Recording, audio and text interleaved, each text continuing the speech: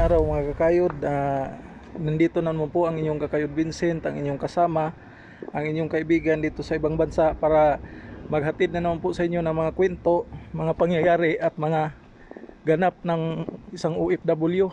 Mga kakayod, alas 3 na po ng hapon dito sa Riyadh. Dadalhin ko po kayo doon sa isa sa pinaka-importanting lugar na nakakatulong sa lahat ng expat dito, lalo na sa mga OFW.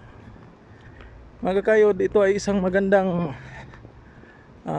halimbawa ng gawa at saka concern ng mga Arabic na dinesign talaga nila para makatulong sa mga expat, lalo na sa mga OFW na gumagamit din ng ganitong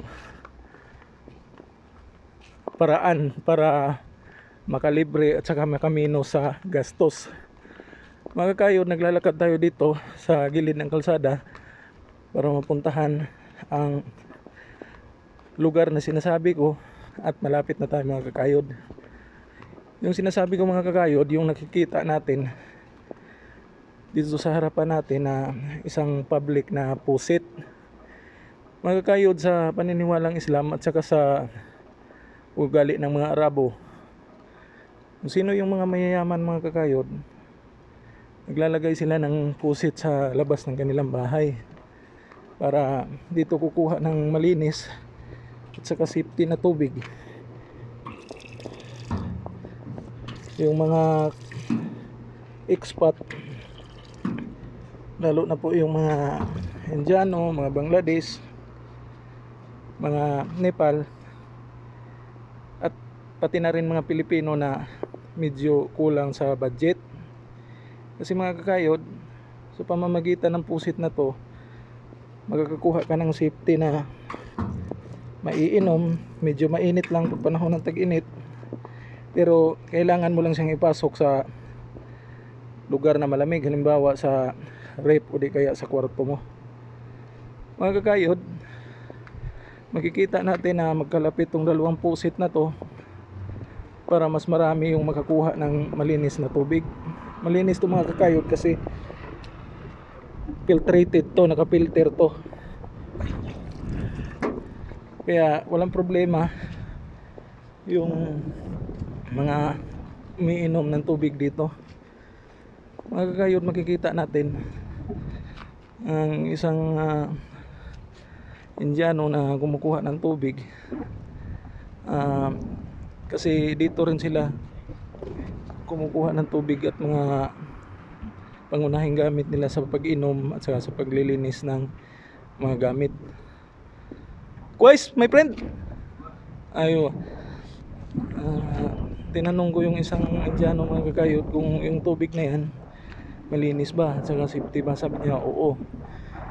Mga kakayod, para sa impormasyon ng mga maraming Pilipino na mag-OFW dito sa ibang bansa, lalo na po dito sa Saudi, pag nakikita kayo ng ganito mga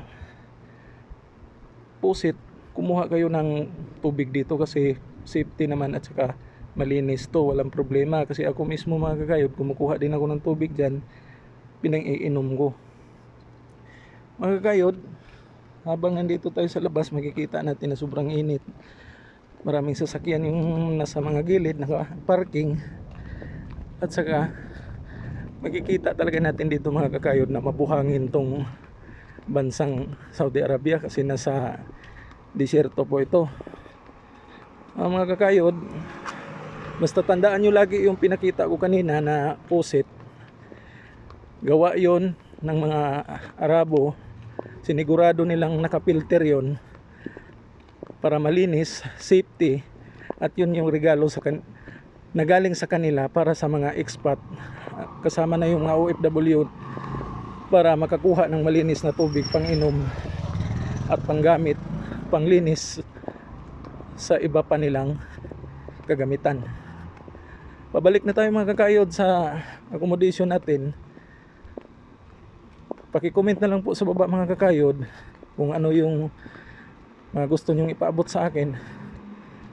Paki-like na lang po, subscribe at paki-hit ng notification bell para updated po tayo sa susunod na video na i-upload natin.